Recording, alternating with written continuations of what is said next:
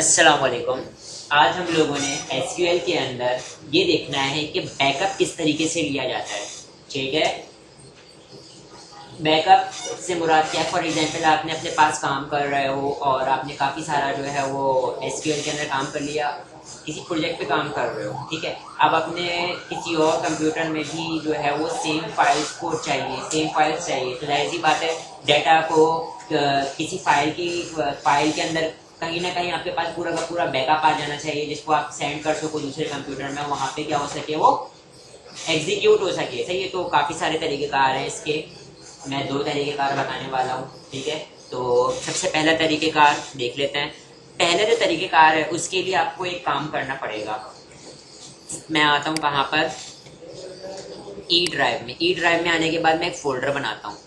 मैं इस फोल्डर के अंदर बैकअप बनाना चाह रहा हूँ, बैकअप की जो फाइल है वो इसके अंदर आ जाए। तो मैं यहाँ पे एक फोल्डर बनाता हूँ, मैं उसका नाम क्या रख देता हूँ, बैकअप। क्या नाम रख दिया उस फोल्डर का, बैकअप, ताकि हमारे पास एक अलग से फोल्डर के अंदर बैकअप आ रहा हो। इस फोल्डर के अंदर हमारी बैकअप की फाइल आ जाएगी। सही है, तो पहला तरीकेकार मैं आप लोगों को बताने जा रहा हूँ। ठीक है, अब आपने क्या करने का है, यहाँ पर आओ और कोई ऐसा डाटाबेस ले लेते हैं जिसका हम बैकअप ले सकें। तो मैं यहाँ पे न्यू वो ले लेता हूँ, बाकी सारी चीज़ों को क्लोज कर देते हैं। ठीक है, न्यू ले ली। ठीक है, यहाँ पर आने के बाद मैं क्या काम करता हूँ, कौन सा बैकअप जो है, कौन से टेबल से जो है वो, कौन से डेटाबेस का जो है बैकअप लेना चाह रहा हूँ, मैं यहाँ पे देखता हूँ। फॉर एग्जांपल एपटेक है और इसके अंदर काफ़ी 2 टेबल आ रहे हैं, कस्टमर और यूज़र। ठीक है, तो पहला जो बैकअप है उसके अंदर क्या होगा, ना सिर्फ डेटाबेस के अंदर टेबल पूरे स्ट्रक्चर का बैकअप आएगा, बल्कि इसके अंदर जितने भी स्टोर डाटा है पूरा का पूरा स्टोर डाटा का भी जो है वो बैकअप आ जाएगा, टेबल्स वगैरह सब कुछ, और टेबल के अंदर स्टोर हुए हुए डाटा का भी। तो मैं यहाँ पे क्या करता हूँ, पहले यूज करता हूँ, यूज एपटेक, और यहाँ पर आने के बाद सिलेक्ट स्टैटिक फ्रॉम, टेबल का नाम क्या है, कस्टमर। ठीक है, और यहाँ पर मैं इसको एग्जीक्यूट कर देता हूँ। एक रिकॉर्ड मौजूद है नसीर का, देख लेते हैं। सही है, अगर मैंने बैकअप किया तो इसका मतलब इसका रिकॉर्ड भी आ जाना चाहिए। अब मैं आता हूँ यहाँ पर और उसका बैकअप लेता हूँ। ठीक है, यहाँ पे लिखता हूँ, सेंटेक्स देख लीजिए, मैं लिखूंगा बैकअप स्पेस देखिए किसका बैकअप ले रहा हूँ, डेटा बेस, और उस डेटाबेस का नाम लिख दूंगा। डेटाबेस का नाम क्या है, एपटेक। ठीक है, अब मैं यहाँ पे लिखता हूँ टू डिस्क, और कौन सी डिस्क में लेना चाह रहा हूँ, इज इक्वल टू करके उसके अंदर मैं बता दूंगा सिंगल कोटेशन के अंदर के वो एड्रेस क्या है जिसमें मैं बैकअप लेना चाह रहा हूँ। तो मैं बोलता हूँ भाई यहाँ पे जो ई ड्राइव है इसके अंदर बैकअप लेना चाह रहा हूँ, तो यहाँ पे मैं लिखता हूँ E:/।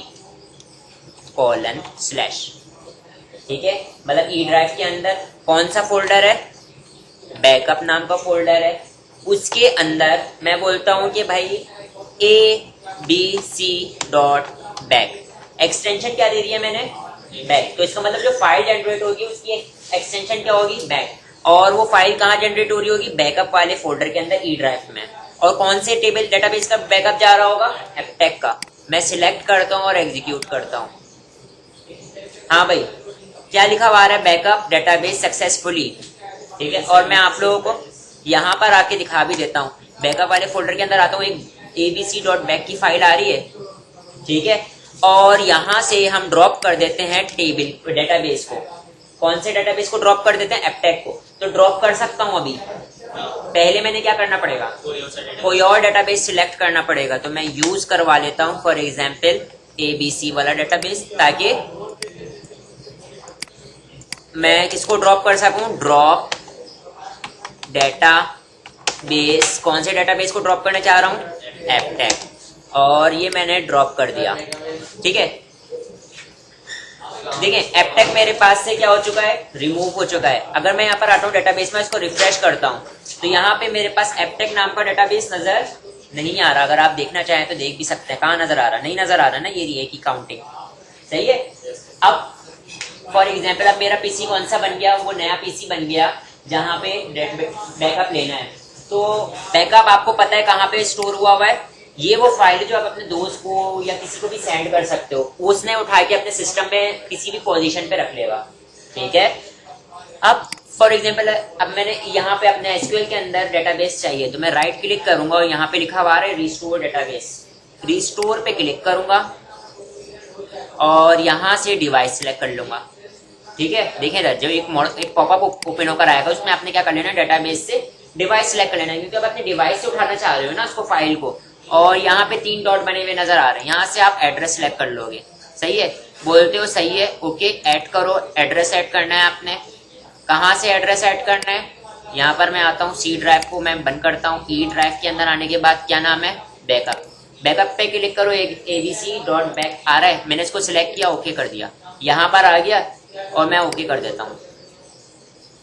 ठीक है, डेटाबेस एप्टेक जिसका नाम था वो मेरे पास बन गया है, ओके करता हूं मैं, और अब आप देख सकते हैं डेटाबेस एप्टेक रीस्टोर्ड सक्सेसफुली। और अब यहाँ पर मैं आता हूँ, इसको रिफ्रेश करता हूँ, तो अब आप देखें यहाँ पे एप्टेक नाम का डेटाबेस अगेन आपको नजर आ रहा होगा।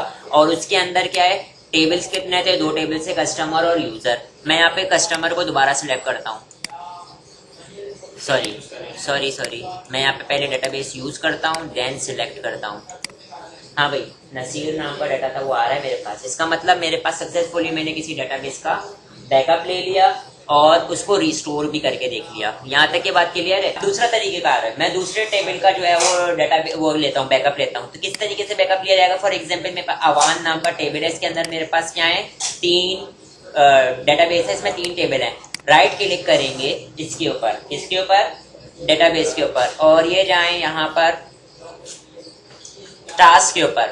टास्क में आपके पास आ रहा है जनरेट स्क्रिप्ट, जनरेट स्क्रिप्ट के ऊपर मैं क्लिक कर देता हूँ, एक आपके पास विंडो ओपन होकर आ जाएगी। आपने यहाँ से क्या करना है, नेक्स्ट करना है। ठीक है, और यहाँ पर इधर देखें, यहाँ पर आपके पास क्या आ रहा है, सिलेक्ट एंटायर डेटाबेस और and all database object, select specific database object. तो मैं यहाँ पे बोलता हूँ नहीं, पूरे के पूरे डेटाबेस का मतलब इसके अंदर स्टोर प्रोसीजर हो, अगर जो भी कुछ है वो सब कुछ आ जाए। तो मैं यहाँ पे नेक्स्ट करता हूँ। अब मुझसे पूछ रहे हैं कि भाई जगह बताओ जहां पर ये फाइल जनरेट हो रही होगी, तो मैं यहाँ से जगह भी सिलेक्ट कर सकता हूँ। और यहाँ पे एक और बटन होगा एडवांस नाम का। अभी अगर मैं ये सिर्फ इतना सा ले लेता हूँ तो इसका मतलब सिर्फ और सिर्फ स्ट्रक्चर आ रहा है। अगर मैंने उसके अंदर स्टोर हुए हुए डाटा का भी क्या लेना है, बैकअप लेना है, तो यहाँ से मैं देखो एडवांस पे जाता हूँ। एडवांस में जाने के बाद यहाँ पर क्या कर लेता हूँ, काफी सारे ऑप्शन आ रहे हैं। यहाँ पे एक ऑप्शन आ रहा होगा, कहाँ गया, देखिए इधर type of data to script, मतलब किस किस्म का डाटा है। अगर यहाँ पे लिखा हुआ है सिर्फ स्कीमा ओनली, मतलब स्ट्रक्चर आएगा, तो मैं यहाँ पे क्या कर लेता हूँ, स्कीमा एंड डाटा, मतलब डाटा भी आए और उसका पूरा का पूरा स्कीमा भी आ जाए, स्ट्रक्चर भी आ जाए। ठीक है, और ओके कर लेता हूँ। और कहाँ पे चाहिए, मैं यहाँ से अभी फिलहाल कहाँ आ रहा होगा, यहाँ पर आ रहा होगा। मैं अपनी लोकेशन सिलेक्ट भी कर सकता हूँ कि यहाँ पे स्क्रिप्ट जनरेट हो, तो मैं बोलता हूँ भाई ई ड्राइव के अंदर जनरेट हो। कहाँ पे, ई ड्राइव के अंदर जो बैकअप वाली फाइल है यहाँ, सही है।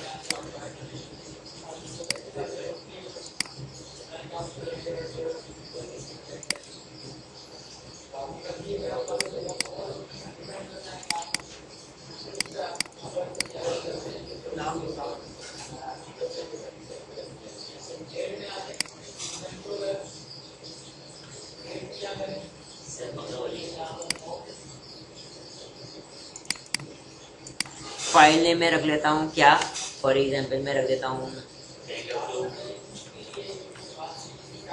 बैक। ठीक है, सेव कर दिया। ठीक है, कहाँ पे होगी, बैकअप वाली फाइल के अंदर back.sql नाम का क्या आ रहा होगा, बैकअप आ रहा होगा। नेक्स्ट करता हूँ। ठीक है, नेक्स्ट करता हूँ और ये मेरे पास जनरेट होना शुरू हो गया। अवान का जो है वो बैकअप आना शुरू हो गया। कहाँ पर आना शुरू हो गया, उस फाइल के अंदर। फिनिश किया और अब मैं यहाँ पर आके देख सकता हूँ, ये नजर आ रहा है back.sql। ये देखिए मेरे पास बैकअप आ चुका है। मैं इसको डबल क्लिक करता हूँ, ये कहाँ पे ओपन हो गया, मेरे एसक्यूएल पे ओपन हो गया। अब यहाँ से आपके पास देखें इधर, अगर पूरा का पूरा सिलेक्ट करके चलाओगे, और अभी तो मेरे पास सेम पीसी है तो मेरे पास कोई एरर नहीं आएगा। अगर मेरे पास यहाँ से अवाम वाले को मैं डिलीट कर देता हूँ और चलाता हूँ तो कोई मसला नहीं आएगा, क्योंकि सेम मेरे पास सी ड्राइव के अंदर पड़ी हुई है फाइल। ठीक है, लेकिन अब अगर मेरे पास नए पीसी में चला रहा हूँ तो आपने क्या करना पड़ेगा, यहाँ से डेटाबेस सेम नेम का मतलब है कि ये इतना चलाना पड़ेगा आप लोगों ने। फिर उसके बाद यहाँ पर आओगे, कहाँ से, टेबल से जो है वो सिलेक्ट कर करके एक एक करके चलाना शुरू करोगे। टेबल से जो है पूरा नीचे तक के एक साथ चला लोगे तो आपके पास क्या हो जाएगा, ये एग्जीक्यूट हो जाएगा। सही है, लेकिन आपने ये जो ऑल्टर और ये वाली चीज़ है ना, ये आप लोगों ने नहीं करना। सही है, क्योंकि आपके पास ये जो मसला है, ये जो चीज़ है ना, ये मसला कर जाएगी, ये जो है ना ये। ठीक है, तो आप लोगों ने टेबल बनाओगे, टेबल बनाने के बाद इसको क्या करोगे, यूज कर लोगे। यूज करने के बाद बस यहाँ से जो है क्रिएट टेबल से पूरा का पूरा सिलेक्ट करके नीचे तक का सब चला लोगे। F5 करोगे तो क्या हो जाएगा, सब एग्जीक्यूट हो जाएगा। ठीक है, बात क्लियर है। और अगर इनकेस अगर फॉरेन की वाला जो है कोई भी मसला करता है कि भाई बहुत से टेबल ऐसे होते हैं ना कि उनमें फॉरेन की पास हुई है, तो पहले वाला टेबल चलेगा, तो एक एक करके भी टेबल चला सकते हो कभी अगर ऐसा मसला कर जाए तो। ठीक है, वरना तो आप लोग इस तरीके से इसको क्या कर सकते हो, डाटा को क्रिएट रीस्टोर कर सकते हो। सही है बेटा। सर इसमें ये जो आपने प्रोसीजर बताया, इसमें क्वेरी आती है जो आपने प्रीवियस वाला बताया था, उसमें कुछ भी नहीं करना पड़ता, बस रीस्टोर करोगे खुद ब खुद करके दे देगा। ठीक है, तो दोनों तरीके कार बता दिए बैकअप लेने के। ठीक है, मैंने उसमें क्वेरी कहाँ दी? अरे तो बेटा उसके अंदर ये हो रहा है ना कि सुने, उसमें ये हो रहा है कि आपने फाइल ले ली, फाइल को बस रीस्टोर करवा लिया, और इसमें क्या होगा, स्क्रिप्ट जनरेट होगी, स्क्रिप्ट जनरेट हो जाएगी, फिर उसको आप ओपन करके एक एक करके आपने रन करना पड़ेगा। सही है, दोनों तरीके कार अलग अलग है, वो आपके ऊपर है कौन सा तरीके का आप एक्सेप्ट